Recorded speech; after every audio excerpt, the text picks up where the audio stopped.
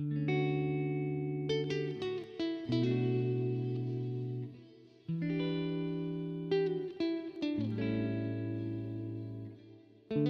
je devais partir demain pour comparaître devant Dieu,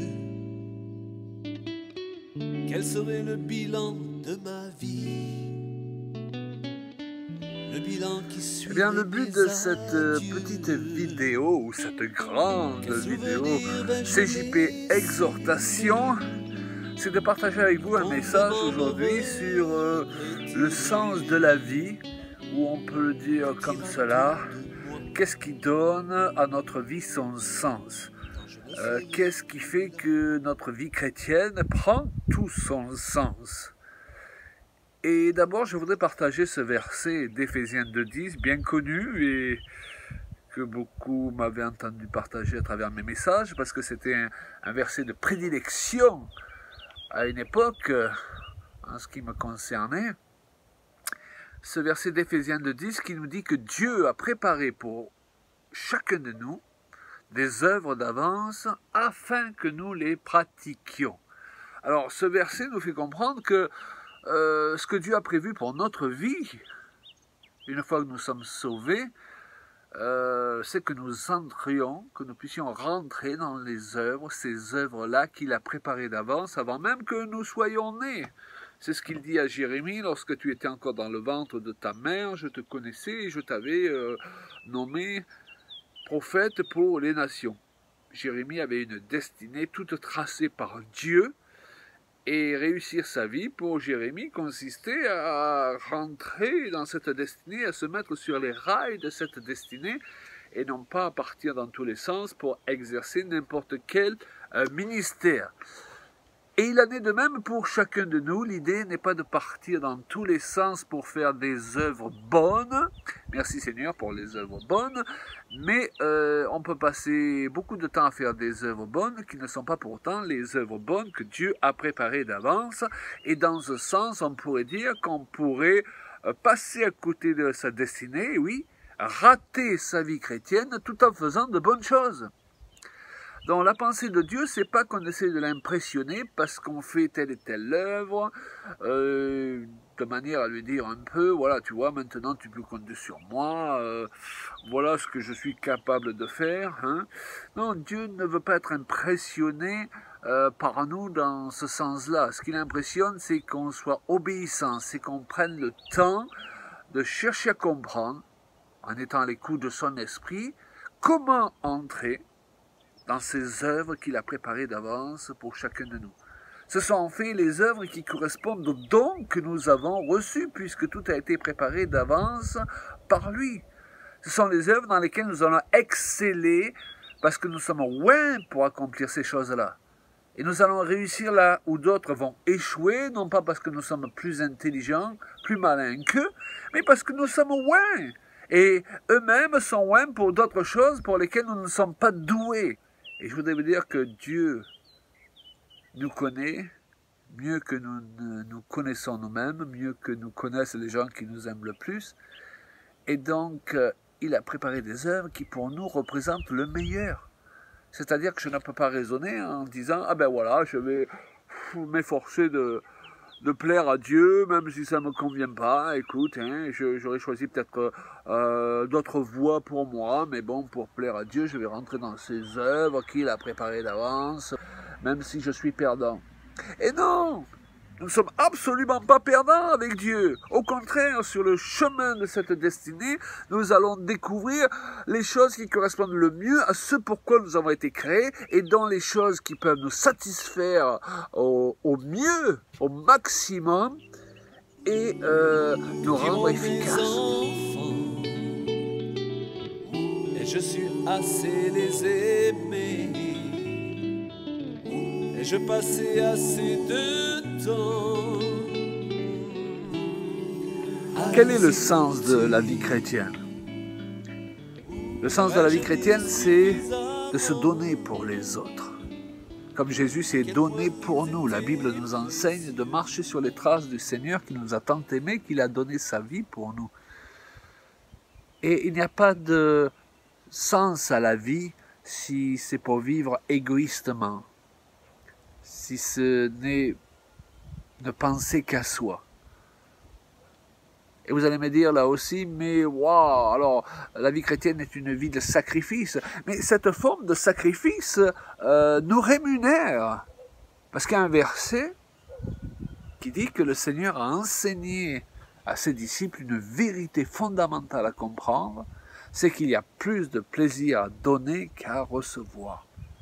Waouh, vous connaissez ce plaisir de faire un chèque assez consistant à un jeune couple qui ne s'en sort pas, à des personnes qui n'arrivent plus à payer leurs factures d'électricité ou d'eau, et Dieu vous place sur leur chemin, et vous êtes en état, en possibilité de faire un acte qui va les soulager, qui va leur permettre de rendre grâce à Dieu, parce qu'à travers votre acte, ils vont voir plus qu'un homme, une femme qui leur rend service, qui les dépanne, qui les aide.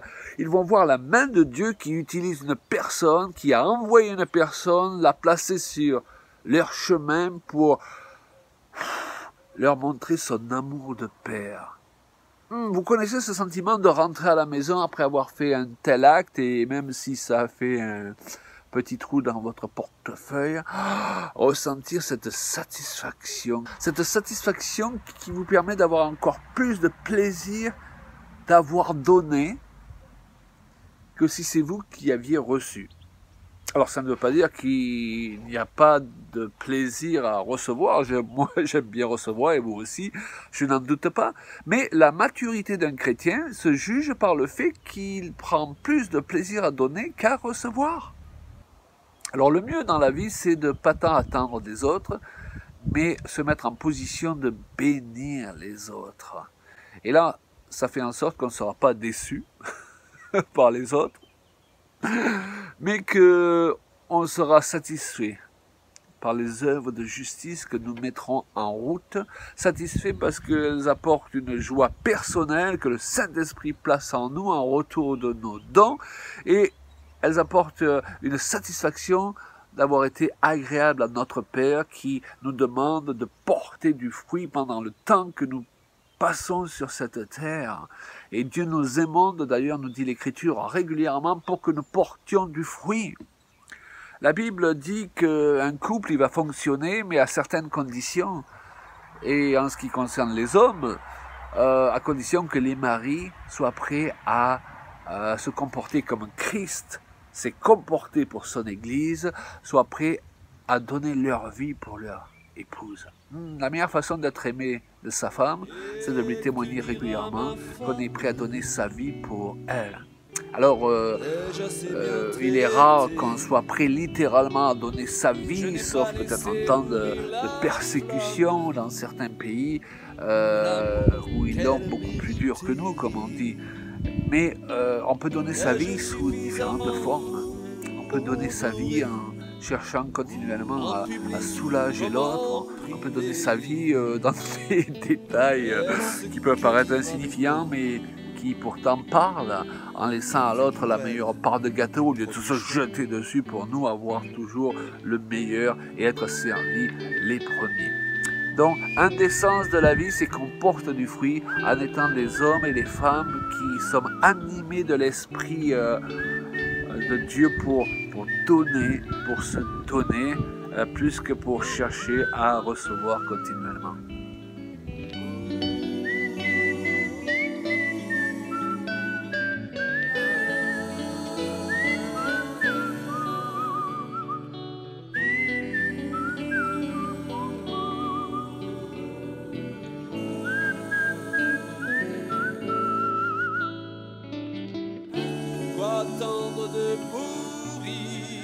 Alors, un autre but indissociable de la vie chrétienne, c'est évidemment de témoigner de Jésus.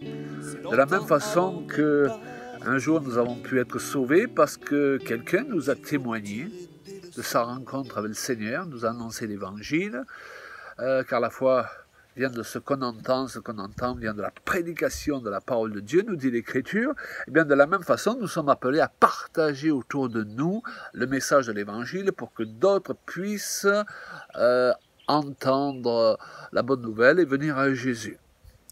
Maintenant, j'aimerais quand même ouvrir une parenthèse sur ce sujet, parce que je me suis rendu compte avec les années que le diable cherche toujours à nous prendre à notre propre jeu, si je peux dire, c'est-à-dire qu'il va essayer d'utiliser les bonnes choses, les choses qu'il est bon de faire en soi comme témoigner, en les poussant dans le déséquilibre de façon à ce que ces bonnes choses qui nous ont été données pour nous bénir et pour bénir les autres se retournent contre nous et deviennent des véritables obsessions qui nous culpabilisent. Vous connaissez ce sentiment de culpabilité. Je devrais témoigner à tous les gens que je rencontre. Oh, j'ai pas pu témoigner à un tel. Oh, j'aurais dû. Oh, j'ai pas fait. Et beaucoup de personnes, animées par cette culpabilité, par cette accusation, et Dieu n'est pas l'accusateur, n'est-ce pas? Eh bien, elles se mettent à témoigner à tort et à travers, et le résultat est qu'ils témoignent dans la chair, et que cela produit plus de problèmes que d'âmes, que cela amène au salut. Et parfois, en témoignant sans la sagesse de Dieu, nous repoussons parfois les personnes au lieu de les amener à Jésus. Donc il est important de ne pas se dire, bon, je témoigne tout azimut à tous les gens que je rencontre, de toutes les façons que je peux trouver, parce que tout ce que nous faisons, nous devons demander au Seigneur de nous l'inspirer par son Saint-Esprit, afin de le faire avec la sagesse de l'Esprit. Et c'est ce qui va faire toute la différence. Alors, je connais aussi des jeunes gens qui sont devenus malades parce qu'on les pressait, on les forçait à faire du porte-à-porte, on les forçait à descendre dans les rues, à témoigner aux premiers venus. Et je n'ai absolument rien sur le fait de descendre dans les rues, alléluia, lorsque c'est dirigé par l'Esprit, lorsque c'est une équipe composée de personnes qui ont vraiment reçu dans leur cœur de le faire, c'est merveilleux. La Bible dit que le Saint-Esprit veut nous conduire dans toute la vérité, et le Seigneur veut nous utiliser chacun par rapport aux dons qu'il nous a donnés. Je sais qu'en ce qui nous concerne, avec Julia, eh bien, nous offrons régulièrement de nos CD. Lorsque nous voyageons, ça peut être dans l'avion, ça peut être dans le train, ça peut être en rencontrant certaines personnes dans des lieux les plus étranges, mais nous n'avons pas toujours le temps de développer tout le message de l'Évangile à ces personnes. Nous n'avons pas toujours non plus la conviction qu'il faut le faire, mais nous pouvons offrir un CD que la personne va pouvoir écouter tranquillement, un CD qui proclame la parole de Dieu. Et nous avons nombre de témoignages après toutes ces années de personnes qui se sont converties parce qu'on leur avait offert une de nos cassettes, un de nos CD, alléluia. Des gens qui se sont convertis en prison, des gens qui se sont donnés à Jésus dans le silence, dans le calme de leur chambre, après avoir écouté un de nos chants. Waouh! Donc c'est vrai que le sens de la vie chrétienne est indissociable de témoigner de Jésus. Maintenant, témoignons de Jésus de manière à glorifier Jésus et non pas de façon à éloigner les gens de lui et les dégoûter du christianisme. Voilà, ça c'est une nuance importante que je voulais aborder sur ce sujet.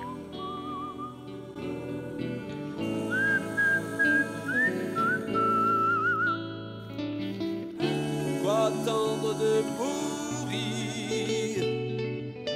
pour se poser toutes ces questions? C'est longtemps avant de partir.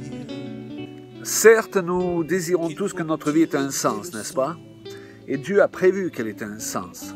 Une fois que le Seigneur nous a sauvés, et il a décidé de ne pas nous prendre de suite avec lui et de nous laisser sur cette terre, parce qu'il a une mission pour chacun de nous.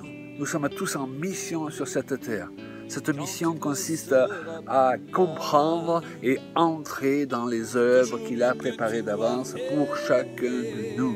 Cette mission, elle consiste à porter du fruit selon les directives du Saint-Esprit.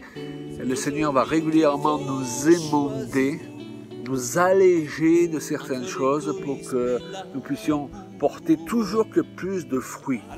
La vie chrétienne normale, c'est aller toujours vers le plus et non pas aller vers le moins. Ça, c'est un point important à mentionner. Et ensuite, nous sommes sur cette terre pour témoigner de Jésus et d'amener le plus grand nombre de personnes à le connaître, lui, la source de toute vie. Donc je prie pour vous, je prie pour moi que le Saint-Esprit dans ces temps nous conduise dans toute la vérité, ou plus précisément que nous soyons à son écoute pour être conduits dans toute la vérité qui nous concerne chacun. Soyez richement bénis et à la prochaine vidéo, CJP Exhortation.